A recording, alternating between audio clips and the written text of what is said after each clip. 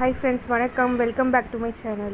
இன்றைக்கி வந்து mutton liver pepper fry வந்து எப்படி பண்ணுறது அப்படின்னு பார்க்க போகிறோம். அதுக்கு வந்து ஒரு மிக்சர் ஜாரில் வந்து இஞ்சி பூண்டு கொஞ்சம் கொரகொரப்பாக அரைச்சிக்கோங்க.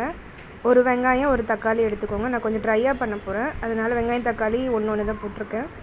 கொரகொரப்பாக அரைச்சிட்டு அதிலே வெங்காயம் தக்காளி போட்டு ஒன்றும் பாதியமாக அரைச்சிக்கோங்க. இது வந்து ரொம்ப சிம்பிளான இன்க்ரீடியன்ட்ஸ் யூஸ் பண்ணி தாங்க செய்ய போகிறேன். டேஸ்ட் ரொம்ப நல்லாயிருக்கும். அரைச்சிட்டு இப்போ என்ன பண்ணுங்கன்னா, கடாயில் வந்து எண்ணெய் ஊற்றிட்டு, நான் கடலெண்ணெய் தான் யூஸ் பண்ணியிருக்கேன். கடலெண்ணெய் யூஸ் பண்ணிங்கன்னா டேஸ்ட் நல்லாயிருக்கும். 2 பட்டை 2 லவங்கம் வந்து எடுத்திருக்கேன். ஸ்பைசஸ் ரொம்ப கம்மியாக தாங்க போடணும். இதுக்கு ரொம்ப ஸ்பைஸ் போட்டாலும் நல்லா இருக்காது. இப்போ அரைச்சி வச்சுருக்கோம் இல்லைங்களா, இந்த பேஸ்ட்டு போட்டு நல்லா வந்து ஃப்ரை பண்ணிக்கோங்க. ரொம்ப சிம்பிளாக தாங்க இன்றைக்கி நான் செஞ்சுருக்கேன். டேஸ்ட்டும் நல்லாயிருக்கும். அப்புறம் கருவேப்பிலை வந்து போட்டு வதக்கிக்கோங்க. எண்ணெயிலே கருவேப்பிலை போட்டிங்கன்னா அந்த கவுச்சி வாடை அந்தளவுக்கு வராது. நெக்ஸ்ட்டு வந்து உப்பு போட்டுக்கோங்க. தேவையான அளவு உப்பு போட்டு நல்லா ஃப்ரை பண்ணிக்கோங்க.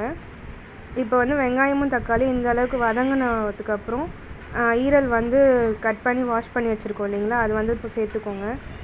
ஈரல் வந்து உடம்புக்கு ரொம்ப நல்லதுங்க. பிளட் வந்து கம்மியாக இருக்குது அப்படின்னா நீங்கள் அடிக்கடிக்கு செஞ்சு சாப்பிட்டீங்க அப்படின்னா பிளட்டோட கவுண்ட் வந்து நல்லா இன்க்ரீஸ் ஆகும். ஸோ இப்போ வந்து ஈரல் வந்து ஆட் பண்ணிட்டோம். ஆட் பண்ணோன்னே ஒரு 1 மினிட் வந்து இந்த வெங்காயம் தக்காளியிலேயே கொஞ்சம் ஒரு 1 மினிட் வந்து நல்லா வந்து வதக்கிக்கோங்க. இப்போது வதக்கியாச்சு. நெக்ஸ்ட்டு என்ன பண்ண போகிறோம் அப்படின்னா, கொஞ்சம் லைட்டாக சுருங்கி வர ஆரம்பிச்சிருச்சு. இப்போ வந்து மஞ்சத்தூள் போட்டுக்கிறேன். ஒரு 1/4 ஸ்பூன் வந்து மஞ்சத்தூள். அதுக்கப்புறம் வந்து பெப்பர் ஃப்ரைன்றதுனா பெப்பர் கொஞ்சம் அதிகமாக போட போகிறோம். அதனால் வந்து ஒரு 1/2 ஸ்பூன் வந்து நான் வந்து சில்லி பவுடர் போட்டுருக்கு. இது வந்து குழம்பு மிளகாத்தூள் தாங்க, வீட்டில் யூஸ் பண்ணுறோம் இல்லைங்களா, அதுதான். இது போட்டு நல்லா வந்து ஃப்ரை பண்ணிக்கோங்க.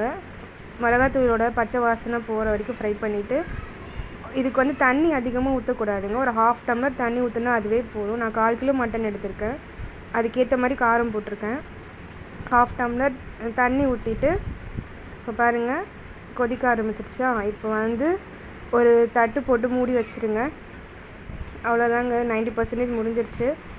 ஈஸியாக செஞ்சிடலாம். குக்கிங் மினிட்ஸும் ஒரு 10 to 15 மினிட்ஸ் தாங்க ஆகும். ஈரல் ஒரு 5 மினிட்ஸ்லேயே வெந்துடும்.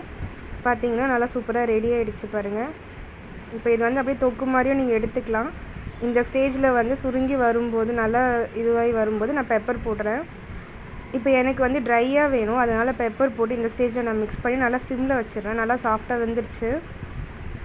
தண்ணிலாம் சுருங்கிட்டு நல்லா சாஃப்டாக நல்லா சூப்பராக வெந்து வந்திருக்கு பாருங்கள். அவ்வளோதாங்க, ரெடி ஆகிடுச்சு.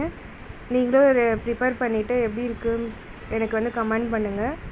லாஸ்ட்டாக வந்து இது ரெடி ஆனதுக்கப்புறம் இந்த கடாயிலே கொஞ்சம் சாதம் போட்டு பிசைஞ்சு சாப்பிட்டா கடாய் சாதம் அவ்வளோ சூப்பராக இருக்கும். நீங்களும் ட்ரை பண்ணி பாருங்கள், எப்படி இருக்குது அப்படிங்கிறது கண்டிப்பாக கமெண்ட் பண்ணுங்கள்.